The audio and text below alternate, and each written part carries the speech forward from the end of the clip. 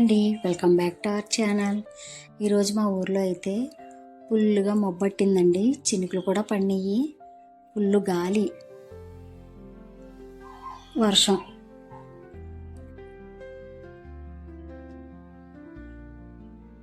ఆకాశం చూసారా ఎంత మొబ్బుగా ఈదురుగాలి కింద వస్తుంది.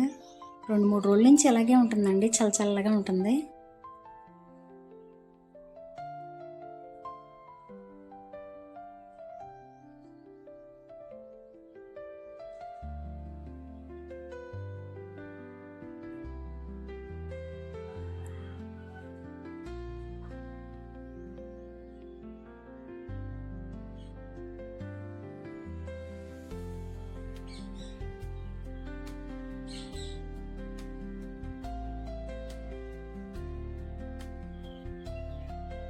ఇలా చల్లగా ఉన్నప్పుడు చికెన్ వండుకుందామని మా ఆయనగారు అయితే చికెన్ తీసుకొచ్చారు.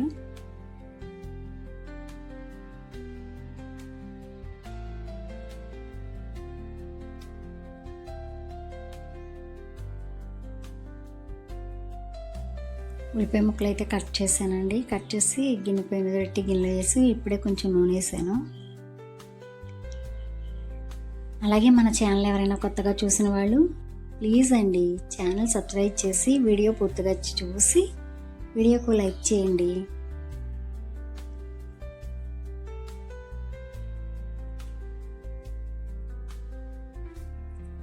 కొంచెం కళ్ళుప్పు అయితే వేసుకున్నానండి.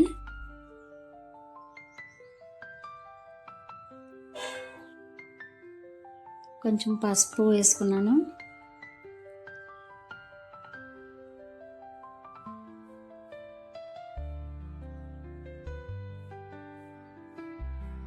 మొత్తం కలిసేలాగా కలుపుకోవాలి.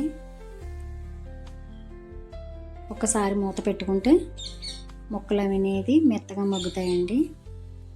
5 నిమిషాలు తర్వాత ఇక్కడైతే చికెన్ కడిగి పక్కన పెట్టాను. ఒకసారి ఉల్లిపాయ ముక్కలు ఎలా ఉన్నాయి మూత తీసి చూద్దాం.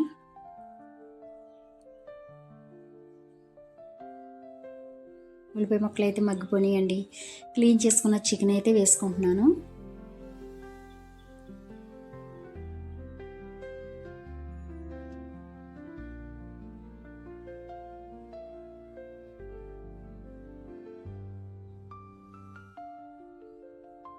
అలాగే కొంచెం మసాలా పేస్ట్ వేసుకున్నానండి, ఎందుకంటే తొందరగా మగ్గుతుందని. అందులో ఏమన్నా వాటర్ ఉంటే బయటకు వచ్చేస్తుందని.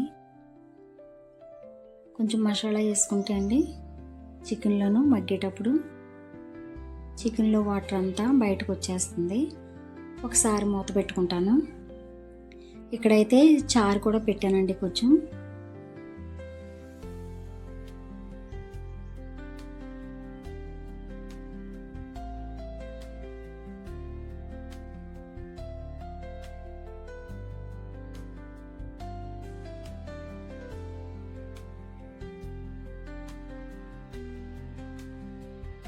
చూసారా మసాలా వేసిన వల్ల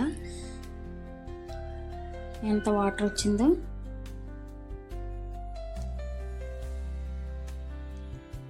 కారం అయితే తగినంత వేసుకున్నాను. ఒకసారి ఆ కారం అంతా కలిసేటట్టు కలుపుకుంటున్నానండి.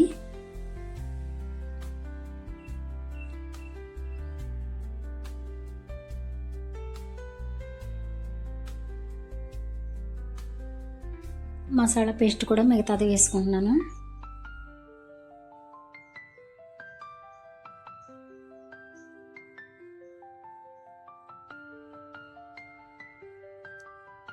మసాలా పేస్ట్ వేసుకుని మసాలా పట్టిన మిక్సీ గిన్నెలో కొంచెం వాటర్ వేసుకుని వేసుకున్నానండి.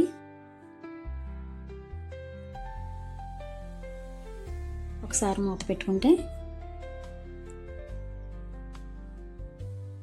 10 నిమిషాల తర్వాత చూసారా కూర అంతా చక్కగా దగ్గరికి ఎగిరిపోయిందండి. తగినంత గరం మసాలా వేసుకున్నాను.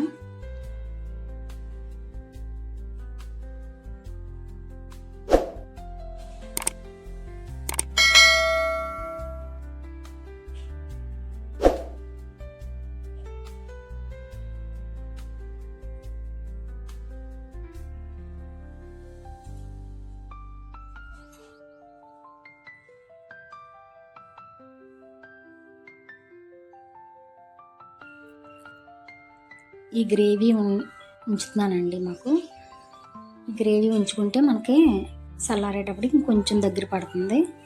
ఈరోజు వీడియో అయితే ఇదండి.